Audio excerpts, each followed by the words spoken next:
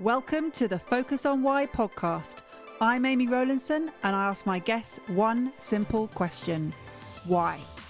Focusing on the importance of why, I share with you the relatable, uplifting and inspiring conversations I have with people from all walks of life. This podcast will encourage you to focus on your why to enable and empower you to achieve the success you desire. Have a purpose, have a plan, focus on why.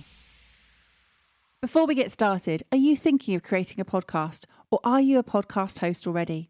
As a podcast strategist, I can help you to launch or relaunch a purposeful and profitable podcast, which will inspire, entertain, and educate a global audience. Simply book in a one-to-one call with me right now via the Calendly link in the show notes, and together we'll focus on the purpose of your podcast. Today on Focus on Why, I am joined by Gill Tiney. Welcome. Thank you, Amy. It's lovely to be here to have a nice little chat. Well, it will be a nice little chat. And we'll kick right off with, what is it that you're focusing on at the moment, Gill? Well, people know me for collaboration and the community that I look after. What I'm focusing on now is kind of the next level up. Where can I take it? Because my brain is very good at going, big picture, this is what's going to happen in 10 years' time. And actually, I kind of have to bring it down a little bit. So I'm now at the stage, excitingly, scarily, where we're looking at what happens when we double in size, we triple in size, and how's that going to work out? We've got most of the things in place. It's a bit like building the foundations of a house. That works. But it's kind of the reality stuff. So I've got a few potential projects coming up, all hush hush, can't say anything just yet, but it's just exciting times, but also because I'm human, quite scary as well. So we're just waiting to see if we can take the idea of what we're doing, the culture of what we're doing, the ambition, and make it much, much bigger. So without giving too much away, what will that then allow people to do? What will be the impact of a scale? I think it gives all of us more choice because part of being in the community is about connecting to like-minded people, connecting to people that you can collaborate with. And so that choice then gives you opportunities to start a new project, create a new workshop, create a product with other people, which then gives you opportunity to grow your business and to get known and be known out there. And the more people we have sharing each other's stuff, the easier it is for us to engage and stretch our reach in any way. That's the practical stuff. I think the emotional stuff is that if we see a community which has a culture that's founded and based on love, it will be really interesting as a project for society to see that this is how our world could look. This is how our society could look. This is how we think it could be. And in most places, it actually is. It's just that sometimes the powers that be don't access that kind of heartfelt journey. We see it every time there's a comic relief or, all of those wonderful things that are on TV where people pay their money and millions of pounds are raised in the space of 24 hours. So we know that fundamentally the world out there is a wonderful place. But in the business world, it's still kind of cut and thrust. We worry about our competition. We worry about scarcity. There's not enough clients out there for me. There's not enough business out there for me. What am I going to do? How am I going to cope? How am I going to survive? And it's this kind of pressure that we put ourselves under that we have been taught to be fearful of, that we want to try and change that paradigm, that rather than live in fear and scarcity and competition, what would it be like if we lived in love and connection and abundance? So when the community is larger, that's us practicing and showing people this is what it feels like. This is what it is. This is what happens when we have a disagreement. This is what happens when we have a project that didn't work out well. This is what happens when it goes really, really well. And how we kind of put all of these things into practice and we go, hey, do you want to come over here? Because this is working really well. And at the moment, we're still at the practice, try stuff out stage, but it seems to be working. I love that. And I'm just picking up on many words that you've just shared here, and they all, ironically or coincidentally maybe, begin with C. So you've got choice, you've got connection, you've got collaboration, you've got creation, you've got community, you've got change. Tell me about those core elements? Are they your values, or they just happen to be things that you've mentioned? It was just happened to be things that I mentioned that also, by coincidence, and by the way, there is no such thing as coincidence in my book, are part of our culture. So our three main values are love, human being first, and collaboration. It's the being of collaboration, not the doing of collaboration. And we could do a whole podcast just on the difference of those two things. The mindset and the behaviors of collaboration bring in the connectivity, deep connection to yourself and to other people. Creativity. If you're not creative, if you're not in a space where you can create, what if I did this? What if I had all the money in the world? What could happen? What if I had no money at all? How would I do that? It's that kind of wonderment of a child, that 5-year-old that thinks everything's possible. And they just wonder, why, Mum? Why can't we do this? Why can't we do that? It's that kind of creative space that we could be in, and being curious, another C for you. It's always about seeing what else is out there and what's possible. So for me, I've always said that I believe there are all the solutions to the problems in our world. We're not experiencing anything new. Sure, tech is new, but how people deal with something new isn't. We've been through this before with the steam engine, the printing press, and all those other things. And when you have people that are getting used to change and understanding a different way of being, that curiosity, that kind of strength in numbers, that collaborative, this is our space, I'll be okay. It's not anything to be scared about because we're all in it together. That kind of brings you forward and helps you to kind of not live in that fear space. So it's confidence. It's another C. It's a mindset. It's a heart set. It's a way of being that empowers you. I have I don't know when you came to one of our meetings, I have a little picture on there. Sometimes it's there, sometimes it isn't, of a guy standing up and his angel wings come out and he's like, yes, I'm a superhero kind of thing. And that's what we want people to feel like, because we are all superheroes. We all have this amazing capacity with another C, capacity within us to do extraordinary things. And I maintain that everyone on this planet is extraordinary. They might not think it. You know, most people, you go, well, you're extraordinary. They're like, no, I'm not. Everyone can do what I do. Can they really? In the way that you do it? Because that's pretty special. And I went through this learning myself many years ago when I was at a meeting and I overheard somebody talking and I heard my name. I'm listening. Oh, somebody's talking about me. I'm going to be nosy. What are they talking about? Oh, well, if you want to get connected to somebody, you want to talk to Gill Tiney. She connects people up. It's amazing how she does it. She gets to know, she puts people together. Oh my goodness, I've got business out of it. I'm like, okay, is that what I do then? I thought everybody did that. Everyone connects people up, don't they? Well, some people do, and some people do it in one way, but that was kind of my natural space of wanting people to come together, to connect, to be friends, to be kind to each other, to look after each other, and ultimately to help other people as well. Because when you come together and you collaborate, you go, right, that was amazing. What a brilliant job we did. Now, how can we pay that forward and help more people? So all of these C's come together and they are part of our mindset and part of our behaviors that we have within the community, as well as things like a sense of adventure, generosity of spirit, freedom of thinking, freedom of thought, forward thinking. And it's things that a lot of people have in bucket loads and some people have just scratched the surface. But it's when you create an awareness of like, okay, so if I'm in an environment with 5 other people and I'm being shouted down because they don't really care about what I'm saying, I don't have a freedom there. I'm going to struggle being in that environment because I'm not going to be able to create anything. So it's understanding where there's an environment that collaboration will flourish and there are certain environments where it will shrivel up and die. And I think as I say, going back to all the problems in the world that we have, there is a solution already out there. And it's by coming together that we can bring those solutions together. And there are certain reasons why we haven't been coming together for that. And again, that's probably a whole other podcast going down the conspiracy theory rabbit hole. But there are reasons why, and I often say follow the money of why we're not doing things. Why is it that way? Why should it be like that? And generally, it's how we make money and how we generate it and create it.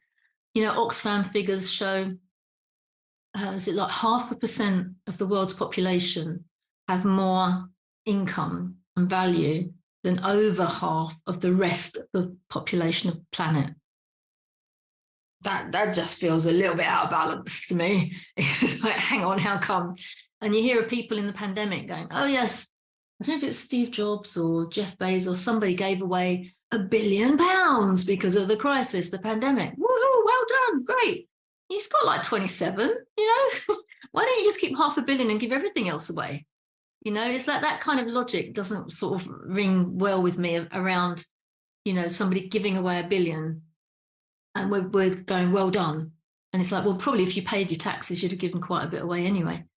Again, a whole other story, I digress. It's the behaviors that most people embody, but when you come together in a group, it becomes tighter and it becomes a culture that we practice, we try out, we get wrong occasionally, but it helps you to flourish as a human being, helps you to kind of get your wings and your superpower and stretch those wings and try stuff out and see what you can actually achieve. So a couple of things I want to just pull on here, Gill. The mindset and heart set. We always talk about mindset. And I think a lot of people work on developing a growth mindset, moving away from scarcity and towards abundance. But heart set, is that a forgotten way of thinking, feeling, doing, being? Not totally forgotten, but yes, it is. People are tuning in. And I think the pandemic has helped that incredibly, because people are now concerned about mental health and how to look after yourself emotionally and spiritually, as well as physically, and in different areas. So it's the whole holistic way of looking at things. So for me, a heartfelt connection is following your intuition. And the intuition isn't always right, because sometimes there's that little gremlin in the back of your mind going, yes, but what about this and what about that? And oh, I wouldn't do that if I were you. Because, it's our ego trying to keep us safe. But when you're talking about your intuition and you're following your heart, you don't do logic. It's not about a logical decision. It's about a heart-led decision. And you're taking energy from the universe in order to guide you in the way forward. So whether you've looked at anything like Abraham Hicks, who talks about tuning into source, it's like a wavelength that you kind of tune into. And it can take a bit of practice. But when you listen to people like Michael Singer, who wrote The Surrender Experiment, brilliant book. If you haven't read it yet, it's fantastic. And he talks about doing it his own way. All his family wanted him to go off to college and get his degree and then get a good job. And he went and lived in a forest, barefoot, in the same jeans he wore 24/7. And bit by bit, he turned out to be a very successful businessman, but he listened to his intuition for hours a day to tell him and guide him what he was going to do. It was his feelings that kind of led him forward. And kinesiology is getting bigger now. It's along those same lines. Understanding what food is good for us is about an instinct, because everybody's different. You hear all these things on the internet, don't eat this, don't eat that. It's like, well, it might be good for me, actually. You might not agree with you, but it might be good for me. It's finding out what works for you in business and in life generally. But your intuition is really wrong. And I speak from experience when I ignored my intuition on more than one occasion. It's like, oh, God. I had that sick feeling in the pit of my stomach when I said, yes, I'll take that gig. And then I wished I hadn't, very soon afterwards. It's like, how did I get myself into this? It's like, oh. So now I'm like, when I get that feeling in the pit of my stomach, it's like, I'm listening. Okay, intuition, if you don't want me to do this, give me a reason why, kind of guide me. Then the next day, another job will come up, which means I can't take the first one, or things will happen. The universe puts it in your place. Whether you believe it's the universe or coincidence is entirely up to you. But I find that if I do follow that gut feeling, and for some people it's in their heart, some people it's around their body, everyone's got a different way of tuning in. But when a relationship isn't fitting and feeling right, when part of your business is clunky and it's not working right, it isn't always the logical solution, which is what we've been taught over the last 200-300 years. Sometimes it's just time and place, and sometimes it's just not right for you as an individual. The same as some people can eat peanuts and some people can't because they're allergic to them. There's no rhyme or reason to it. but that's the way it is. So your intuition will tell you, because when you're a kid, you go, do you know, I never did like nuts. And it's funny because that's your body telling you, but you weren't listening. So you had to have a experience with a peanut when you've got an allergy before you go, oh, that's not good for me then. Eventually your body tells you one way and another. But if we're clever, we'll catch the intuition before it gets that far. So that's the difference for me. Sorry, that's the difference for me between heart and mind. I love that. Tell me, Gill, for you, this journey started when? Probably 2012 with Ernest around collaboration. But you know what? You look back, I have distinct memories of when I was 4 years of age, bringing people together when I was at nursery school. You come over here, you play with this one. Let's all play together over here. Oh, don't be mean. Why did you do that? That's not very nice. I can hear myself saying it.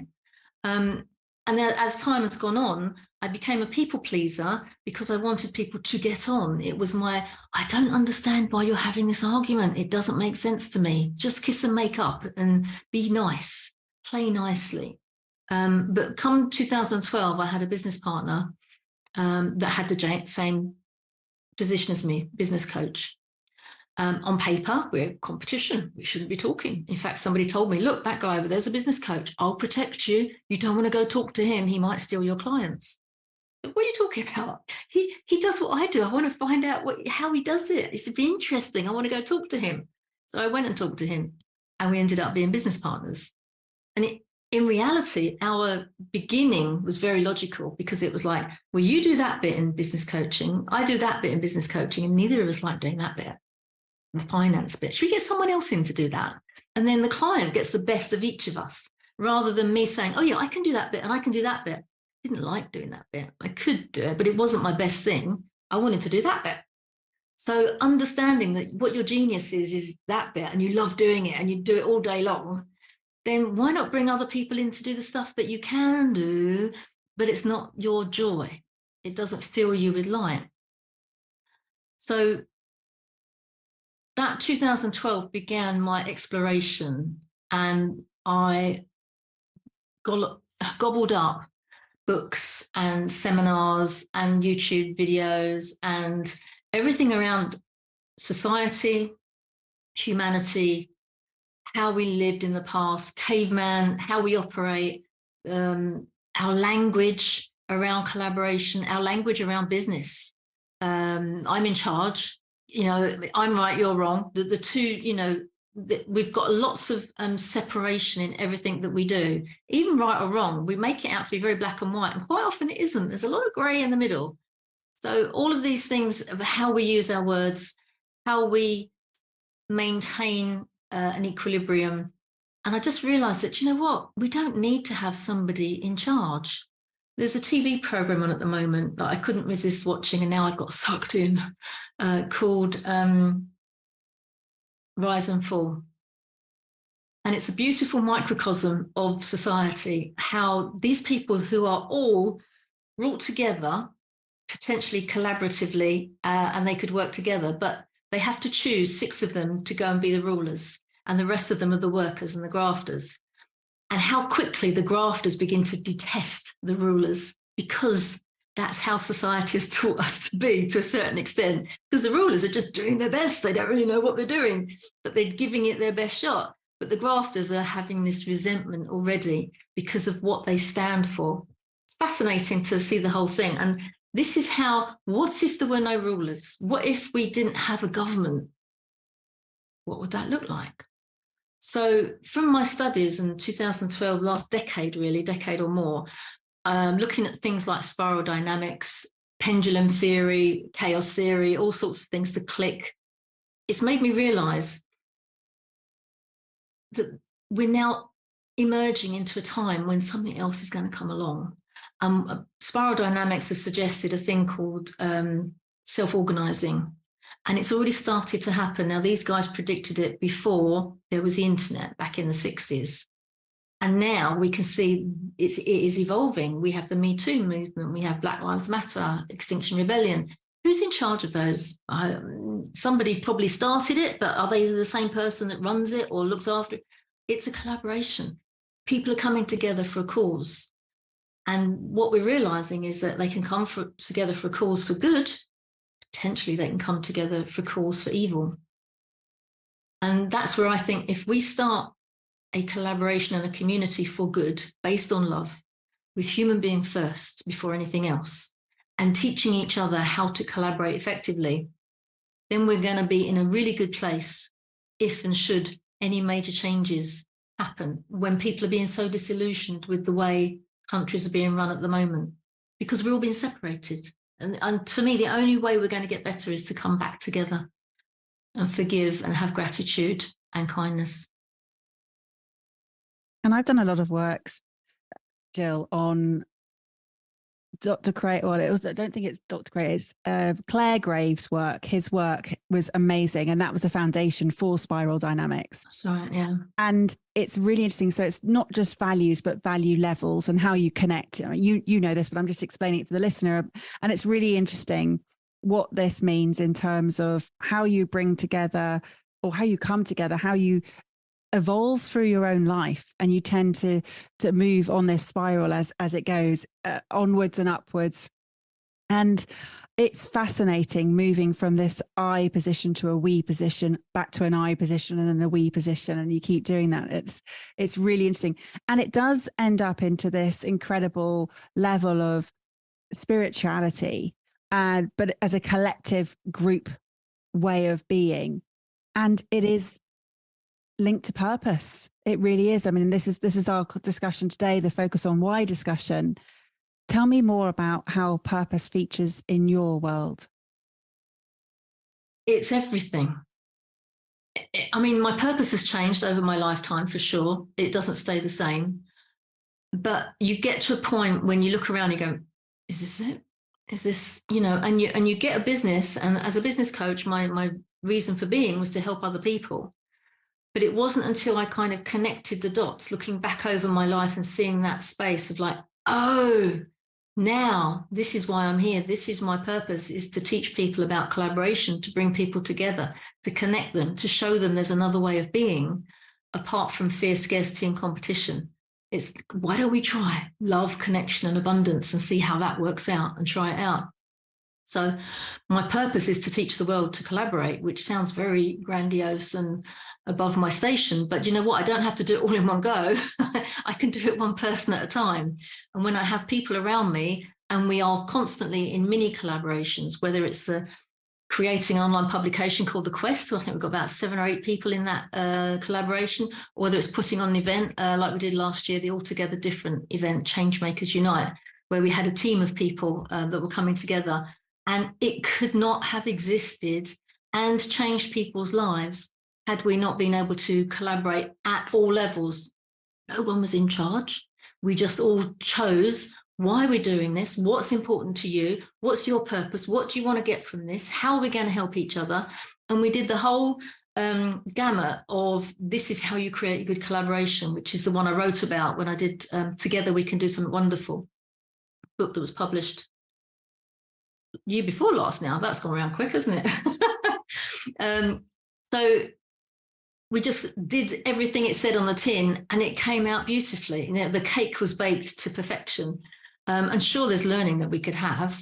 Tech was a little challenge for sure, but there's so many mini collaborations that we have that, for me, my purpose is fulfilled practically every single day.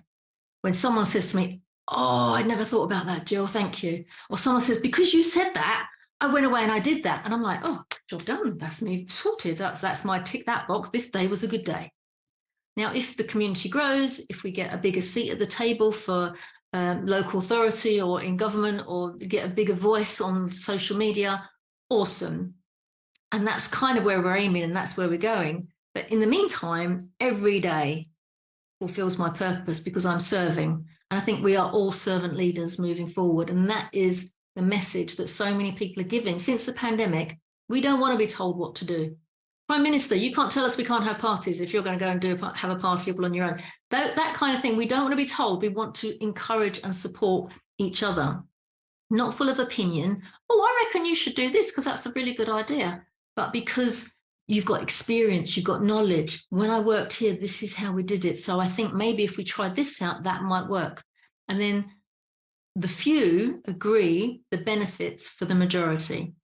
And to me, that servant leadership is epitomized. So purpose for everybody is going to be different, and it can change. But so long as we're serving and we're supporting and we're helping those that can't serve or support themselves, then that's the right place to be. And I love that, encourage and support. And encourage is from the French on and courage, courage. So it is, again, bringing courage, another C to your work here. Yeah, and that brings it back to the heart as well. The French translation means the heart, doesn't it? Of course. So the cœur. So what is it that is, you say you're being fulfilled every day, but I don't see this as being you've got an end plan. This is a constant, every day, moving forward, evolving, adapting. Do you have a particular goal in mind? Just to make an ongoing impact on people's lives that need help and support. I don't want to retire. I will never retire. Louise Hay didn't even start Hay House until she was in her 60s, I believe, maybe even older than that. If you've got something that you feel is going to benefit other people, I mean, even on my worst day, technology isn't being my friend, and this has happened and that's happened. And I go, all right, Jill, stop it, walk away. You don't have to do this. Nobody's putting a gun to your head. Don't do it. And I kind of sit there and go, well, I can't, there's nothing else I want to do. There is nothing else I want to do. And all it is because there is so much variety. There are so many great people I'm connected to. There are so many people I know that I can help. There is a message here for everyone. I mean, I listen to Simon Sinek's podcast, God bless him. And every day I want to say, can I be a guest on your show? Because I've got the answer to all these questions you keep asking. And it's collaboration. And when people get that in their heads, rather than I went it alone, I did it on my own, I climbed that mountain, it was fantastic. It's like, no, you didn't. Nobody does it alone. Nobody can do it alone. If you're climbing that mountain, there's somebody there waiting for you to come home who's encouraged you to do it in the first place. If you run a marathon, it's a lone runner does the marathon. You know what? It's probably 6 or 7 people that they've relied upon to get them there in the first place. Collaboration to me is the only solution. So my end game is to see a community survive without me, because I'm not the leader. I just happen to be the face of it at the moment. To be surviving without me, but so I can, even when I'm 99 or even 106, because that's my death day, I've decided it's 106. Even when I get to that stage, I still want to have a finger in the pie, just to make sure that they're keeping the vision for a better world. Wow. You've decided your death day? Yeah, it feels about right. So that was a heartset decision, was it? My intuition told me for sure. Yeah, my nan lived to 96, and I guess that's because she had a very tough life, so she became a very tough person. But living through 2 world wars, and she used to tell me the story of how she had to get ready with her black bonnet and her black boots that she did up with a boot hook for the buttons to go and see Queen Victoria's funeral. And I did think about her a lot when Queen Elizabeth died. It's like, wow, with 2 ends of the spectrum that collided in the middle, her and I. And I was the youngest of her youngest children, and she had 12 of them.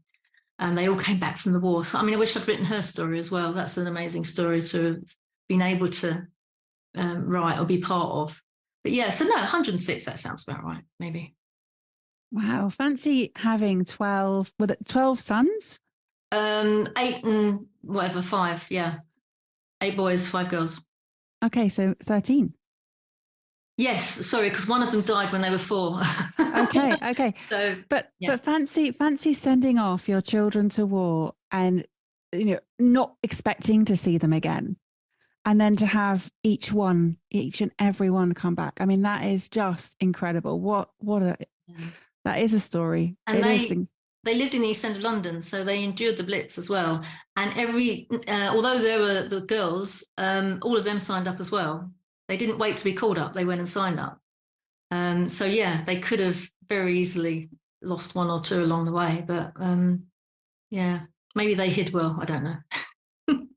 So this theme of collaboration has clearly been present in your upbringing, of understanding that you club together, that you come together, you are solid in solidarity, you are stronger. Yeah. And you mentioned that you were a people pleaser. Is that the right description? Yes and no. It's the right description for me. It's a wrong thing to be. I'm no longer a people pleaser, but that took a little bit of digging. That's part of when I talk about connection, I talk about being connected to you as well as to other people. You can't connect effectively to other people until you really know who you are. And that was part of my journey. I realized that things that happened to me in my childhood actually had turned me into this person that couldn't stop being a people pleaser. And probably about 10 years ago or more, slightly more probably, the penny began to start dropping, drop. And it was the community at Collaboration Global that got me there to the final piece of the jigsaw. And funnily enough, we always say part of the behaviors is to listen, and to listen with attention, not intention to reply. Listen really carefully. So I was at a meeting where somebody was doing a presentation. This was when we were doing it face to face. And I was sitting there listening, going, oh, I know her story. It's very, very sad, but I know her story. And she flashed up on the screen a photo of herself. And I went, oh, that looked like me.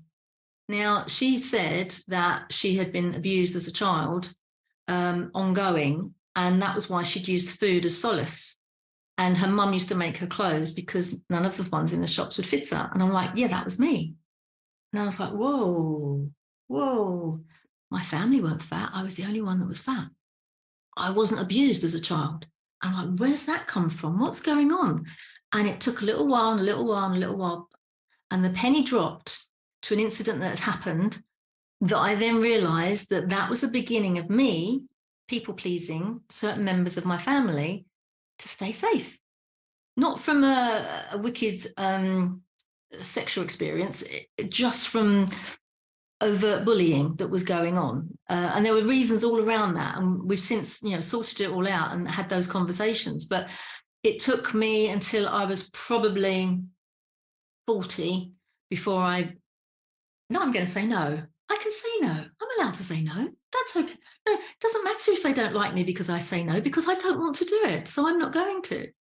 And I think one of the things that helped me with that, there was an episode of Friends, and Phoebe was saying to Ross that he'd asked her if she'll help him move. And she said, oh, Ross, I really, really would, but I don't want to. And I'm like, oh, that's a gem. That's an absolute gem to kind of, and it was funny in the show, but at the same time, it's like, I just say yes because people ask me stuff and I really shouldn't. So yeah, I'm a recovering people pleaser now. I'm getting better. And it's really interesting. You said earlier that you got to this point where you suddenly said to yourself, is this it? And then when you have this realization just now that you're allowed to say no, we do go through these and we think we're the only people who have ever experienced these thoughts, and then realize that everybody's going through the same process of recognition of what we are obliged to do from a societal perspective, and then what we're also obliged to do from a self-care perspective. And there is a sense of balance of working out how is it going to serve you and how are you going to serve others in terms of what you have the capacity to do. Yeah, putting your oxygen mask on first, isn't it? It's that, yeah.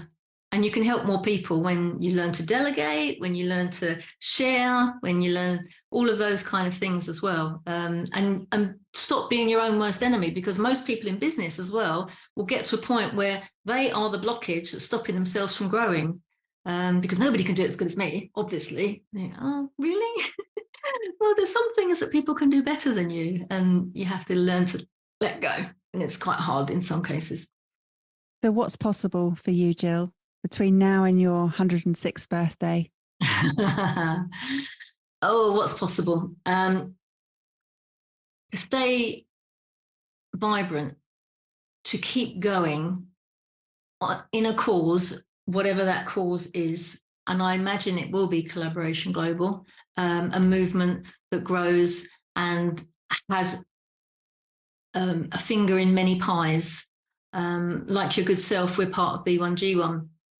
And it's finding how we can help and what we can do. And my brain is always firing on all cylinders. I come across something that's a worthy cause, but also how can I help them help themselves too, and make life easier for them. So what's for me is just doing more of the same. I'm so blessed every day to wake up and kind of like, what are we up to today? I'm digging in and I'm loving it. And we all get down days. We all get days where it's like, oh, I'm on a holiday. And that's fine. But I don't think I will ever be changing. Even if I'm incapacitated in some way, God willing I'm not, I will still find a way to, God bless the internet, God bless Chat GPT and all the other automations that are going on, for me to have my voice, to make sure that I can make a difference, no matter how small. Like today, I signed a petition for the parliament in Myanmar. Little things make all the difference in our world, and we have to keep doing that, keep moving forward. And you mentioned just then B1G1, incredible company that's come together. It's a business for good, and it helps you to become a business for good. And I recommend people to go back to episode 333 with one of the co-founders, Paul Dunn. It's just beautiful. There's a really special couple of moments, particularly in that episode, where a question I raise and a comment I make brings Paul to tears. And emotion is at the heart. It really is just so special and purpose does that. I've many conversations where purpose has really, really brought out some incredible moments and created incredible ripple effects. So thank you for making that introduction. It was on one of your collaboration global calls that I heard Paul speak, and I have to get you on the show. And there we go. So all these little things that you are creating, Gill, along the way, you may not know ever some of the things that have come about as a result of one of your talks, one of your meetings, one of your connections. And that's okay. That's not what it's about. It's about knowing that things are changing, evolving, moving, happening as a result from what you're doing. Yeah, for sure. Thank you. Yeah. So anyone out there who's curious to get in contact, how would they connect with you? I'm all over LinkedIn. So if you just look for Gill Tiney, Gill with a G, Tiney, Tiney, or go onto the website collaborationglobal.org, where you can actually book on to one of our meetings, and we could meet each other face to face, on Zoom, almost face to face. That would be lovely to have you guys, or check out. Everything's on the website. Actually, I'll stop talking. Everything's on the website. Perfect. Well, thank you for bringing all of these incredible thoughts and ways of being and behaviors that you've mentioned. It's just been a really beautiful conversation around collaboration. Of course, that's been the glue that's stuck everything together. It really is. And if that's the answer to all of the questions that Simon Sinek has been asking other than purpose, then absolutely. I know, let's send those thoughts his way, and he can he will be a much happier person, but he'll be out of a job. Yeah, sure. But Gill, do you have some final words for the listener, please? Well, I have to say, probably the thing that resonates most with me is a quote by an anthropologist, Margaret Mead, that many of you will know. And it's the one where she says, "Never doubt that a small group of committed citizens can change the world. Indeed, it is the only thing that ever has." And I live by that. I live by that every day, whether we've got a small community or a massive community. It's those individuals that can make a huge difference in our world with collaboration. How has this conversation had an impact on you? What value have you received from tuning in? What are your reflections with actions? Please take a moment to leave me an Apple Podcast or Spotify review sharing how Focus on Why has made a difference to you today. Remember, the conversation doesn't end here. To keep it going, simply connect with me on LinkedIn, Instagram, Facebook or Twitter, or join the Focus on Why Facebook group. All the links are in the show notes. Have a purpose, have a plan, focus on why.